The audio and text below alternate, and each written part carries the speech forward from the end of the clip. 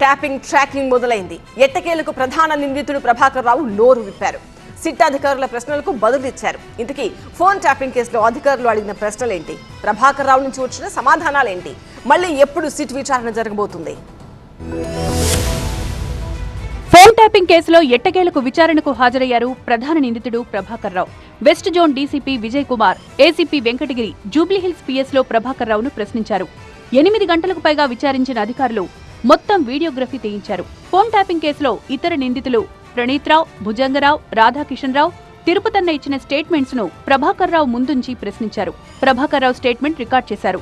Hard డిస్క్ల ధ్వంసంపైనే ప్రధానంగా అడిగారు. Case నమోదైన వెంటనే విదేశాలకు ఎందుకు వెళ్లిపోయారని ప్రభాకర్ రావును ప్రశ్నించారు. ఎన్నికల ఫలితాలు వెలువడిన రోజే రాజీనామా చేయడం, హార్డ్ డిస్కులు ధ్వంసం చేయడంలో కుట్ర స్పష్టంగా కనిపిస్తోందన్నారు. ప్రణీత్ రావు మీ ఆదేశాలతోనే హార్డ్ డిస్కులు ధ్వంసం చేసినట్లు చెప్పాడని, ప్రణీత్ స్టేట్మెంట్ తమ దగ్గరుందని, దీనిపై మీరేమంటారని ప్రభాకర్ రావును ప్రశ్నించారు.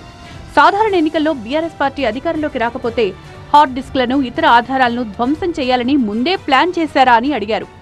4000కు పైగా ఫోన్ ట్యాపింగ్ చేసినట్లు ఆధారాలు ఉన్నాయని, ఈ నెంబర్లు ఎవరిచ్చారని ప్రశ్నించారు సిట్ అధికారులు.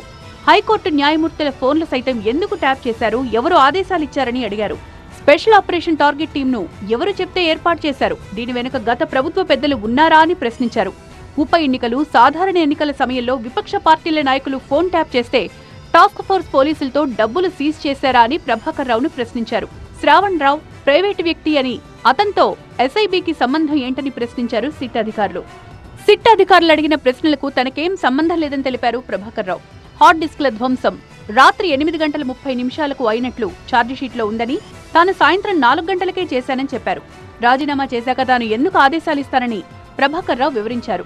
ఫోన్ ట్యాపింగ్ కు తాను ఆదేశాలు ఇవ్వలేదని తెలిపారు. సిట్ అధికారులు అడిగిన చాలా ప్రశ్నలకు ప్రభాకర్ రావు సరైన సమాధానం చెప్పలేదని తెలుస్తోంది. చాలా విషయాల్లో క్లారిటీ రావాల్సిందని, ఈ నెల 11న విచారణకు రావాలని ప్రభాకర్ రావును ఆదేశించారు సిట్ అధికారులు.